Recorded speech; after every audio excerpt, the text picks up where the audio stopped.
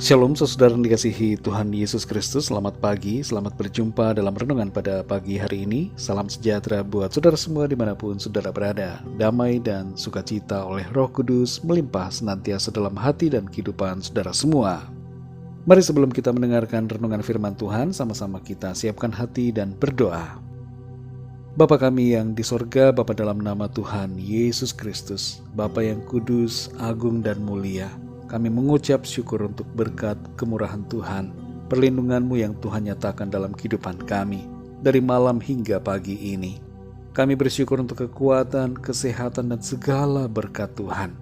Saat ini kami rindu untuk diperlengkapi dengan kebenaran firman-Mu. Urapi setiap kami ya Tuhan, dan berbicaralah pada saat ini. Kami siap untuk mendengar. Dalam nama Tuhan Yesus kami berdoa. Haleluya, amin. Saudara yang dikasihi Tuhan, ayat renungan kita pada saat ini terdapat dalam Injil Matius pasal 15 ayat yang ke-28. Tertulis demikian. Maka Yesus menjawab dan berkata kepadanya, "Hai ibu, besar imanmu, maka jadilah kepadamu seperti yang kau kehendaki." Dan seketika itu juga anaknya sembuh. Saudara yang dikasihi Tuhan, mujizat masih ada dan dapat kita alami dalam kehidupan kita. Ketika kita ada dalam masalah, kita dapat berharap kepada Tuhan dan menantikan kuasa pertolongannya dinyatakan dalam kehidupan kita. Sekalipun persoalan kita nampak begitu besar, tapi kita dapat mempercayai Tuhan yang sanggup melakukan segala sesuatu. Dalam renungan hari ini, saudara, kita akan belajar tentang 7 hal yang mengawali mujizat.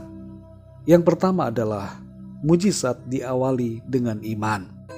Dalam ayat pembuka renungan kita saat ini, yaitu di Injil Matius 15 ayat 28, tertulis perkataan Tuhan Yesus kepada seorang ibu yang begitu luar biasa iman percayanya kepada Tuhan.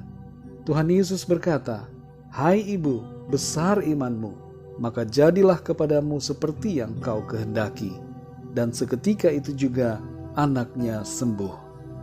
Ketika kita mempunyai iman, maka kita dapat mengalami mujizat Tuhan. Iman membuka pintu keajaibannya dalam hidup kita. Yang kedua, saudara, mujizat diawali dengan pertobatan. Dalam 2 Tawarik 7 ayat 14 tertulis, "Dan umatku yang atasnya namaku disebut, merendahkan diri, berdoa dan mencari wajahku, lalu berbalik dari jalan-jalannya yang jahat, maka aku akan mendengar dari sorga dan mengampuni dosa mereka, serta memulihkan negeri mereka." Saudara yang dikasihi Tuhan, hidup terus dalam dosa membuat kita berada di bawah murka Tuhan. Namun ketika kita bertobat, kita diampuni dan mengalami pemulihan serta mujizat dari Tuhan. Yang ketiga, saudara, mujizat diawali dengan doa. Dalam Yakobus 5 ayat 16 bagian B tertulis, "Doa orang yang benar, bila dengan yakin didoakan, sangat besar kuasanya." Banyak orang yang tidak mengalami mujizat karena tidak mau berdoa, enggan berdoa, atau gengsi berdoa. Mari saudara, berdoa karena ada mujizat melalui doa yang kita naikkan kepada Tuhan. Yang keempat, saudara, mujizat diawali dengan tindakan. Dalam Matius 14 ayat 29 Tuhan Yesus berkata, "Datanglah." Maka Petrus turun dari perahu dan berjalan di atas air mendapatkan Yesus. Seandainya saja Petrus tidak bertindak, ia tidak akan mengalami mujizat itu. Saudara dan saya pun perlu bertindak sesuai dengan firman Tuhan. Jangan diam saja, tapi melangkahlah dalam tindakan yang nyata. Yang kelima, saudara, mujizat diawali dengan kerendahan hati. Dalam 2 Raja-Raja pasal 5 ayat 10-14 tertulis tentang Panglima Naaman yang sombong, yang harus merendahkan hatinya terlebih dulu untuk mengalami mujizat Tuhan. Mari saudara, jangan biarkan ego kita, sikap tinggi hati kita, membuat kita terhalang untuk mengalami mujizat Tuhan. Yang keenam, saudara, mujizat diawali dengan pengampunan. Dalam Ayub 42 ayat yang ke-10 tertulis, lalu Tuhan memulihkan keadaan Ayub setelah ia meminta doa untuk sahabat-sahabatnya. Dan Tuhan memberikan kepada Ayub 2 kali lipat dari segala kepunyaannya dahulu. Ayub bukan sekedar hanya mendoakan sahabat-sahabatnya, tapi ia juga mengampuni mereka. Oleh karena perdebatan yang terjadi di antara mereka saat Ayub sedang dalam penderitaan dan mengalami kesusahan. Ketika kita mengampuni, maka sesungguhnya kita sedang membuka jalan untuk terjadinya mujizat dalam hidup kita. Yang ketujuh, saudara, mujizat diawali dengan ketaatan. Dalam Lukas 17 ayat yang ke-14 tertulis, lalu ia memandang mereka dan berkata, pergilah, perlihatkanlah dirimu kepada imam-imam. Dan sementara mereka di tengah jalan, mereka menjadi tahir. Secara logika, saudara, orang-orang kusta itu wajar apabila mereka bertanya-tanya sehubungan dengan perintah Tuhan Yesus agar mereka menunjukkan diri mereka kepada para imam. Padahal tubuh mereka masih menderita sakit kusta.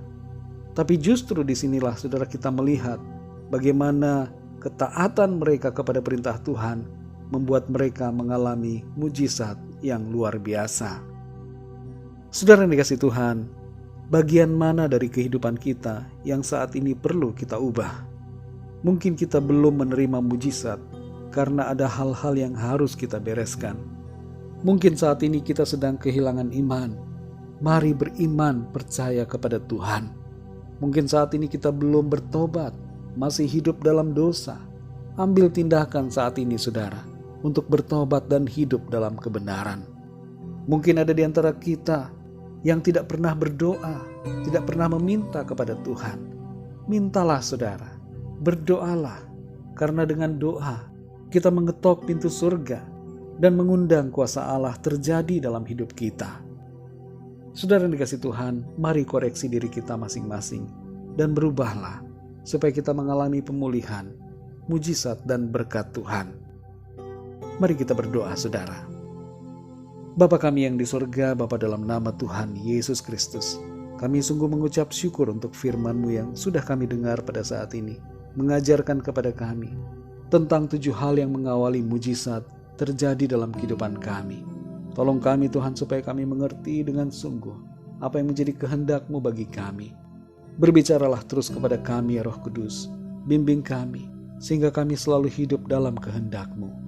Kami percaya mujizat masih ada. Engkau masih sanggup, ya Tuhan, untuk melakukan segala perkara dalam kehidupan kami. Kami yakin dan percaya Tuhan akan menyatakan mujizat demi mujizat, pertolongan demi pertolongan, keajaiban demi keajaiban dalam hidup kami. Terima kasih Bapa. Berkati kami dan lindungi kami di sepanjang hari ini dalam segala aktivitas yang kami lakukan. Biarlah dalam semuanya itu nama Tuhan senantiasa dipermuliakan. Kembali kami berdoa bagi yang sedang dalam keadaan sakit dan dalam pergumulan persoalan, agar Tuhan menyembuhkan, memberikan mereka kesehatan dan kekuatan yang sempurna, serta jalan keluar Tuhan nyatakan. Terima kasih Bapa, kami bersyukur. Dalam nama Tuhan Yesus Kristus, Tuhan dan Juru Selamat kami sudah berdoa. Haleluya. Mari sama-sama kita berdoa, doa Bapa kami. Bapa kami yang di sorga, dikuduskanlah nama-Mu. Datanglah kerajaan-Mu, jadilah kehendak-Mu di bumi seperti di sorga. Berikanlah kami pada hari ini makanan kami yang secukupnya, dan ampunilah kami akan kesalahan kami, seperti kami pun mengampuni orang yang bersalah kepada kami.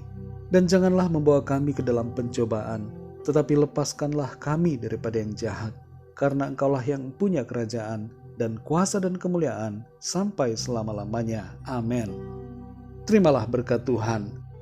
Tuhan memberkati engkau dan melindungi engkau. Tuhan menyinari engkau dengan wajah-Nya dan memberikan kasih karunia. Tuhan menghadapkan wajah-Nya kepadamu dan memberikan damai sejahtera. Berkat anugerah dari Bapa Surgawi, cinta kasih karunia dari Tuhan Yesus Kristus, dalam persekutuan dan penghiburan Roh Kudus, menyertai kita semua, sekarang ini dan sampai selama-lamanya. Dalam berkat nama Tuhan Yesus Kristus. Haleluya. Amin. Puji Tuhan, saudara yang dikasih Tuhan, saya percaya firman Tuhan menjadi berkat dan kekuatan buat saudara semua. Dan Roh Kudus akan menolong saudara untuk lebih lagi memahami kebenaran firman Tuhan. Tuhan Yesus memberkati saudara semua. Sampai jumpa dalam renungan yang berikutnya. Haleluya!